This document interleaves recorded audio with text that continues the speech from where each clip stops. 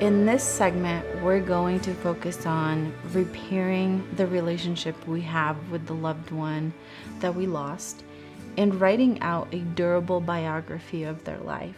Okay?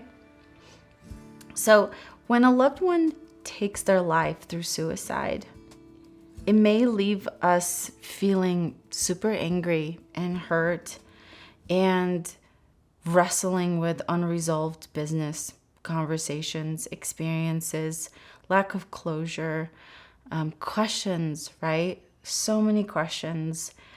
And so it's important for us to face the anger, the unresolved business, and ultimately to forgive.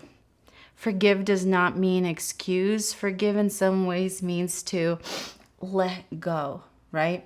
We'll talk about that a little more. So after we repair this relationship that we have with our loved one, we're going to focus on writing a durable biography of them, a full life story of them that is focused on who they were as a person and their whole lived experience, not just the way that they left us, okay? So what I want you to do right now is just take a deep belly breath. We've come so far. You've gone through a lot of segments. If you're at this segment right now, you've let yourself feel some things and you've let yourself face some things, and it's not easy, okay? And so I want you to take a deep breath, and I want you to notice your loved one. Picture them right now. And I want you to notice if you have any anger, any unresolved business with them. And as you take a moment to notice this, I want you to write it down. Get your journal and write down what's coming up for you.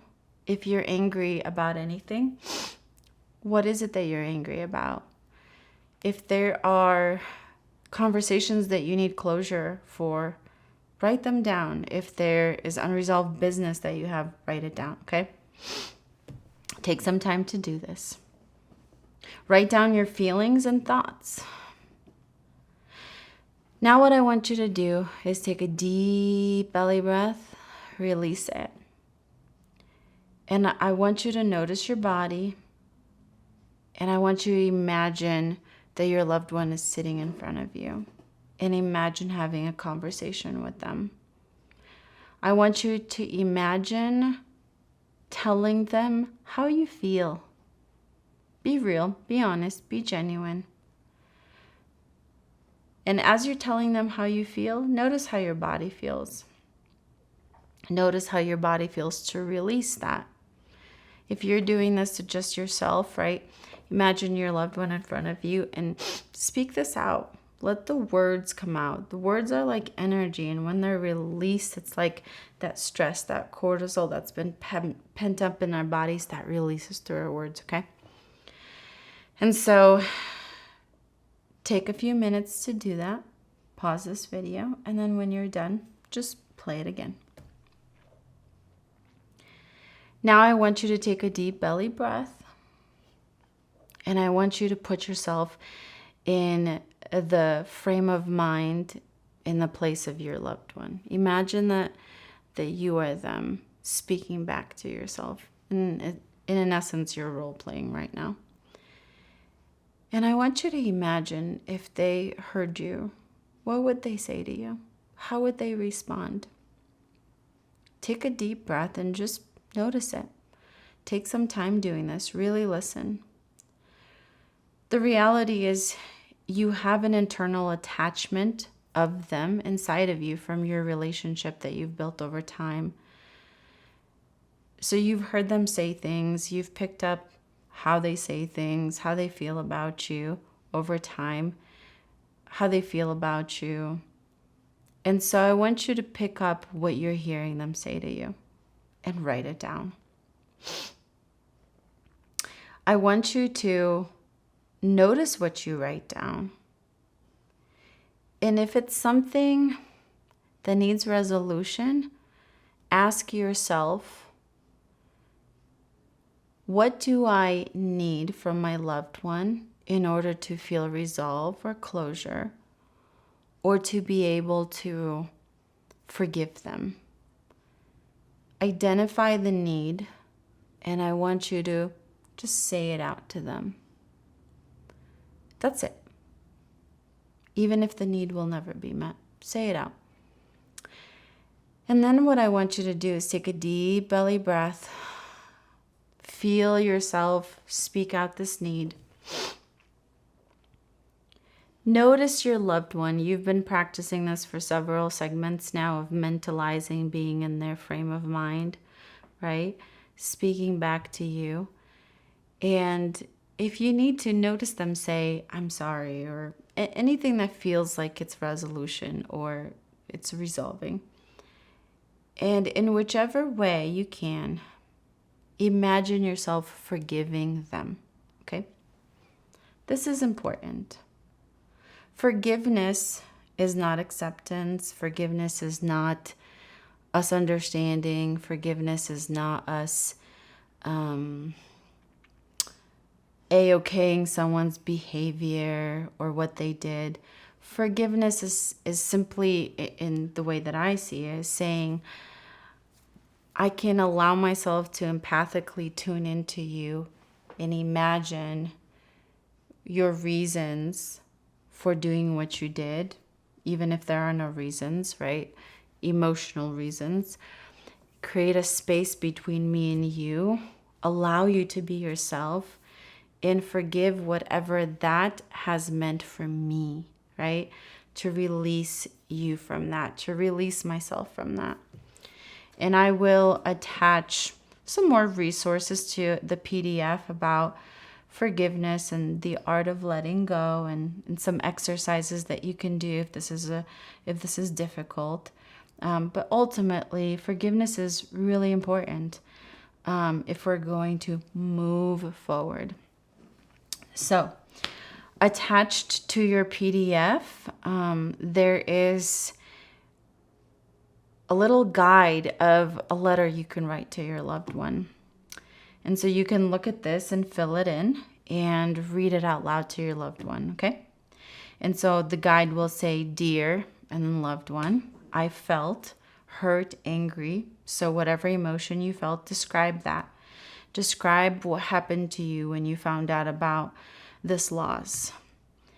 And then tell them, I still feel. Describe your present feelings. If possible, add empathic thought that reflects that you maybe have an idea of their thoughts in the moment of these actions. So for example, you were probably feeling pain and insecurity yourself at the time of your death. And then add, I want you to know, and then add, I forgive you. Signed, your name. And take some time, and I'm going to add a couple of versions of this so that you can find the one that maybe works best for you. But I want you to take some time and actually read this out loud and let it out of your body so that your body can feel this. It's like a resolving letter or a letter of connection, resolution that you're writing to your loved one. Once you're done with this, what I would like for you to do now is take some time, pause the video, or you can finish the video and do this after the segment is over. And I want you to write down a durable biography of your loved one. Tell their story. They are more than just their mode of death. What is their story? What did you love about them? What did they do? How did they act? What shows did they watch? What hobbies did they partake in? What is their story? What is their narrative? Give it a beginning, middle, and end, okay? And I want you to spend some time on this and specifically remind yourself that my loved one is more than just the way that they died. And then once you're done with that, let's talk about creating a continuing bond, okay? So once we have resolved any anger, unfinished business, which may take several attempts, right? There may be several multiple stories or things that need resolution in your life with your loved one, right? So kind of you can review this segment a few times if you need to, and write a letter a few times till you feel a sense of calm when you think about them, okay? And so in creating a continuing bond, right? So after a loved one dies, we can no longer have them in our life physically, but they can still hold an internalized place in our life. The bond does not die, but is transformed into a transcendent bond. And every bond looks different. When you think of your relationship with your loved one, ask yourself this question. What do I need to hold on to, right? What do I need to hold on to about our relationship or about this bond that I've had that is healthy for me, that is resilient for me, that is good for me, that I can put into my life moving forward? Notice the healthy and positive aspects of the relationship specifically. I want you to write down what comes up for you. This could be joyful memories, resilient parts of their life, stories that empower you, things that they cared about, people they cared about, causes they cared about. As you write this down about them, I want you to then write a letter to your loved one with a new relationship in mind, okay? What is this new bond that you would like to have with them? We will use this letter later in the next segment in a sort of ceremony to memorialize the physical into the spiritual.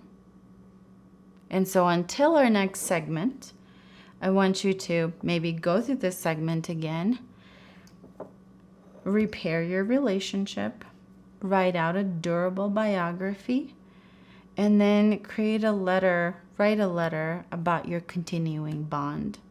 I have some prompts on the PDF for you, and so refer to those for some guidance. I will see you in the next segment.